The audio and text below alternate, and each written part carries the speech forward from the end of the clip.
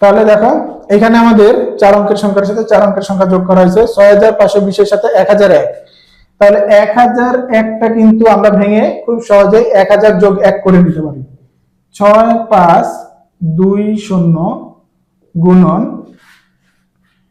1000 যোগ 1।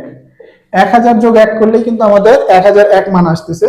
তাহলে এখানে কিন্তু আমাদের এই দুইটা সংখ্যার সাথেই বাইরে যে 6520 আছে গুণ করা লাগবে। 6520 গুণন 1000 মাঝখানে যোগ আছে, যোগ দিয়ে আবার 6520 এর সাথে 1 গুণ করতে হবে।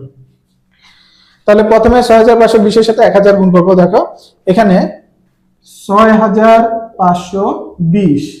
আচ্ছা, আমরা জানি যে এই যে শূন্যগুলো আছে, এই ডান পাশে শূন্য থাকলে এই শূন্যটাকে আমরা আলাদাভাবে ডান পাশে রাখবো।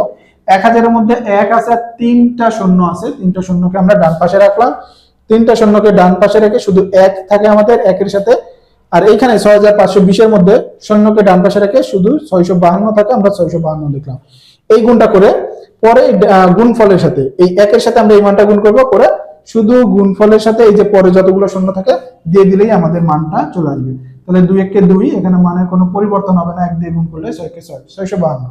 এখানে মোট কয়টা শূন্য আছে? 1 2 3 4, 1 2 3 4। তাহলে আমাদের মান হবে 6520, 6520 তারপরে 1 2 3 4, 4টা শূন্য। এটাই কিন্তু আমাদের গুণফল। দেখো অনেক বড় একটা গুণকে কিন্তু আমরা খুব সহজেই এইভাবে করতে পারতেছি। মাঝখানে যোগ আছে, যোগ দিয়ে এরপরে 6520 এর সাথে 1 গুণ আছে।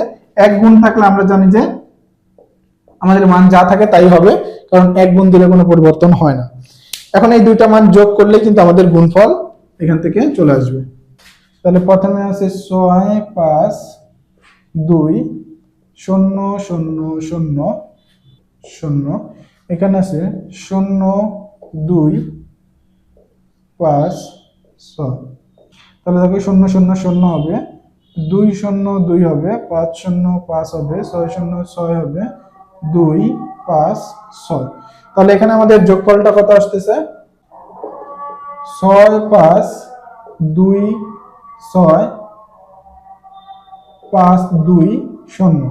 এটা কিন্তু তাহলে আমাদের গুণফল হবে। গুণফলটা তাহলে আমাদের কত আসতেছে একটু দেখো।